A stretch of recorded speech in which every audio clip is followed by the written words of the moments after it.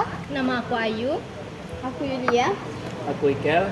Oke, di sini kita nih akan ngebahas mengenai topik yang sebenarnya deket banget sama kita. Tentunya buat kamu nih yang tinggal di daerah Melayu, tentunya di daerah Riau. Oke, di sini untuk tema kali ini, aku sama teman-teman aku akan ngebahas mengenai Melayu daratan dengan Melayu kepulauan. Nah, sebenarnya kenapa sih kok bisa ya satu rumpun, satu suku tapi bahasanya itu beda banget? Jadi di sini untuk lanjut aja ya, kita langsung masuk ke pembahasan. Kita akan ngebahas nih yang awalnya itu yang membuat orang bingung. Sebenarnya apa sih bedanya Melayu kepulauan nih sama Melayu daratan? Bisa tolong dijelasin, guys? Nah, kalau misalnya untuk Melayu kepulauan ini, dia tuh terletak di pesisiran pantai dan dikelilingi oleh laut tanah yang dimana bisa menjadi salah satu jalur transformasi bagi masyarakat setempat. Jadi itu yang ini ya Melayu kepulauan. Iya, itu untuk Melayu kepulauannya. Lebih tepatnya kayak Bengkalis ataupun Inhil lah ya. Iya. Itu kan berbeda tuh sama kayak yang di Melayu daratan lah ya. Contoh lah kayak kami sama Yulia tuh kan kayak Kampar ataupun Kuansing ya Yulia kan. Iya. Nah kalau di Kuansing sendiri itu kan ibaratnya Melayu daratannya. Yang tadi kan kalau yang Melayu kepulauan mungkin dia lebih di pesisir ya. Iya. Nah, jadi kalau yang Kabupaten Kuansing ataupun Kampar itu dia geografisnya itu lebih dominan ke Sumbar. Jadi berbatasan langsung dengan Sumbar. Nah, sehingga kayak bahasanya tuh antara Masih ada sangkut pautnya ya. Betul, ya kan? Iya. Contoh kayak yang Ayu tadi, contoh mungkin yang kayak Melayu kepulauan itu kayak mana sih bahasanya tuh gitu. Contohnya lah. Contoh dari bahasanya tuh dia kayak menggunakan bahasa yang lebih lembut. Contohnya tuh kayak misalnya kalau bahasa Indonesia nih, kamu makan apa? Kalau di tempat kami, kau makan apa gitu. Oh, Melayunya. Iya. Berarti dia kayak ada berujung e gitu Iya, ya. kayak setidaknya kayak Malaysia gitulah. Kayak Pinipin lah ya. Iya. Jadi kalau geografis ini emang ngaruh banget ya ke bahasanya sendiri. Betul, contoh kayak Kampar, ya kan Yulia. Iya. Kampar itu dia kan langsung berbatasan dengan Sumbar. Kuansing juga. Nah, jadi sehingga bahasa kami itu gak jauh beda sama di Kampar. Kayak mau bilang, mau nanya lah, kamu mau pergi kemana, ya kan? Apa kalau di Kampar apa tuh? Karena di Kampar tuh kadang juga ada sebagian bahasa Ocu ya. Kalau nanya nak pergi kemana tuh pasti nak pergi mano. Poi kamano. Nah, Bisa juga. nah kalau Sumbar kan kamalai kan, Iya, kamano lai. Nah, kan hampir sama. Kalau kayak di Melayu pesisir mungkin kayak mana tuh kalau mau nanya tuh bahasanya tuh? Kalau mau pergi kemana tuh Itu bahasanya nak kemana gitu? Kalau Beda lah ya. misalnya, iya kayak gitu. Kau nak kemana gitu. Dia lebih dominan menggunakan Melayu. Iya. Oke, Jadi di sini oke. Melayu kepulauan bahasanya tuh lebih untuk nadanya tuh lebih sopan gitu ya. Iya, lebih ke lembut gitu. Iya. Oke. Kalau di yang daratan mungkin kayak lebih cepat sedikit atau kasar juga. agak sedikit Nadanya- tinggi lah, nadanya lebih tinggi ya. gitu kan. Terutama tadi Kampar sama Kuansing tentu dia agak logatnya agak Minang ya kan, agak Minang. Nah itu mungkin faktor yang pertama ya. Terus Fabiola mungkin kalau dari kami itu mungkin faktor kedua mungkin adat dan budaya, ya kan.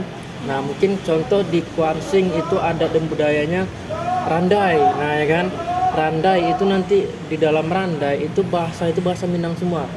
Nah jadi sehingga adat dan budaya ini sangat juga mempengaruhi gaya bahasa suatu daerah. Nah mungkin di kepulauan sendiri mungkin yang lebih tahu si Ayu lah gitu ya. Nah, kalau misalnya untuk Melayu kepulauan ini budayanya tuh dia masyarakat setempatnya tuh masih melestarikan kayak tradisi tepung tawar gitu bang, serta kayak kenduri. Nah yang paling besar tuh dia memperingati hari besarnya Islam. Contohnya tuh kayak Maulid Nabi gitu. Zapin masuk nggak sih? Iya termasuk dia. Ya kan? Iya. Zapin tuh dia kan kayak lagu atau syair tapi dia bahasa Melayu. Iya ya gini kan? loh bang, zapinnya bang. Coba besarkan suaranya. Gitu ya bang. Bahasa Melayu ya. Iya. Paham. Sebenarnya kayak menari gitu. Iya. Iya. Melayu peka lah gitu. Iya. Iya. Paham. Nah kalau di Kalau Kuansing di sendiri yang berdaratan, contoh yang di Kuansing lah ya. Nah kita itu ada namanya pas di saat acara adat itu persembahan itu di barat tuan rumah ke tamu itu memberi persembahan lah ataupun Makan lah gitu ya. makan. Nah cuman sebelum makan itu dia ada persembahannya, kayak contoh gini, dia sebelum makan tuh dia ada memberitahu lah ke tamu kayak gini dia. Berpunya lama, datang naik kumbang di bungo di sunai faradu tiga di kariku lima hilang di azan waktu api. Buat datang naik istirahat datang ko sekarang kini yang buat ikan itu punya tadi. Kalau berasa mak kok tanalai mah tanalai benar. Nah itu dia. Berarti untuk sebelum makannya ya gitu. Sebelum makan, sebelum Iya. doa. Jadi di dalam itu tuh unsur bahasanya itu mengandung bahasa Minang.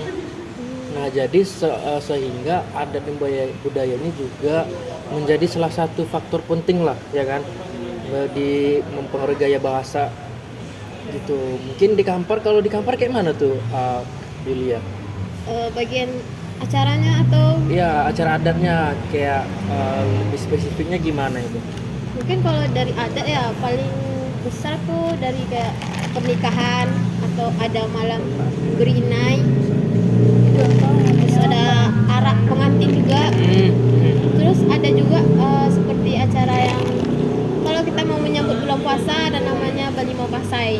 Ya. Mandi di sungai mungkin kali ya Balimau gitu untuk membersihkan diri sebelum berpuasa. Tapi kan Bang, yang tadi kan yang di Kuansing sendiri itu kan kayak lebih ke bahasa Minang nggak sih? Iya Bukan betul. Melayu. Iya. Jadi kenapa dibilang Melayu Mas?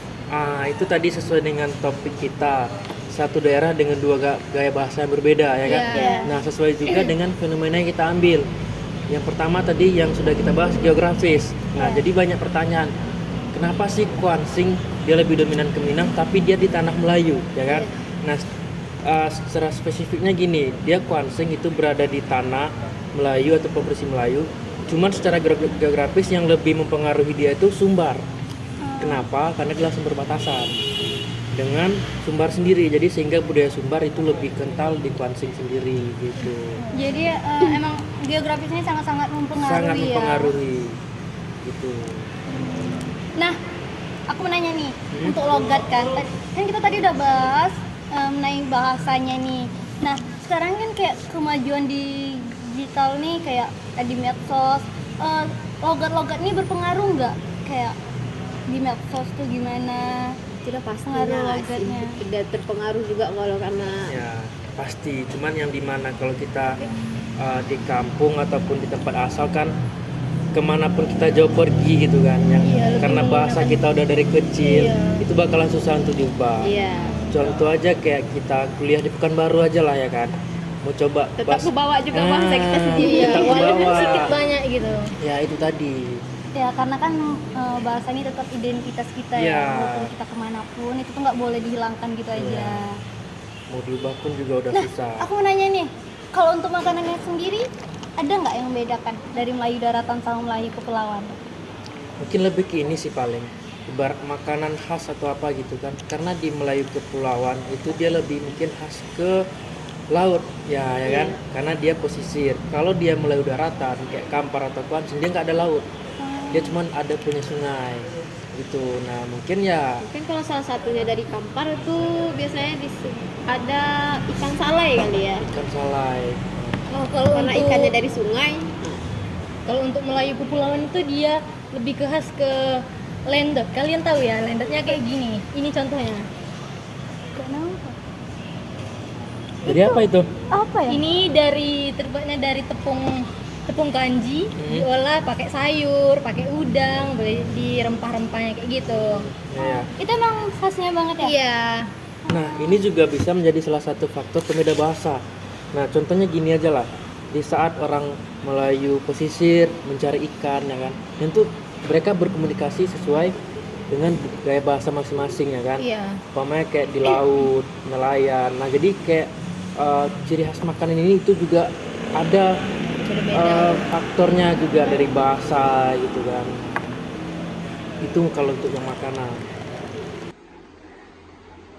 Aku Oke, kita kan udah ngebahas banyak nih, mulai dari logat, letak geografisnya, sampai adat istiadatnya. Nah, untuk poin penutup nih, ada nggak yang mau ingin disampaikan dari Bang Ikel sendiri gimana? Dari pembahasan kita tadi yang dapat kita simpulkan, karena kita dalam satu daerah ya kan punya banyak keberagaman.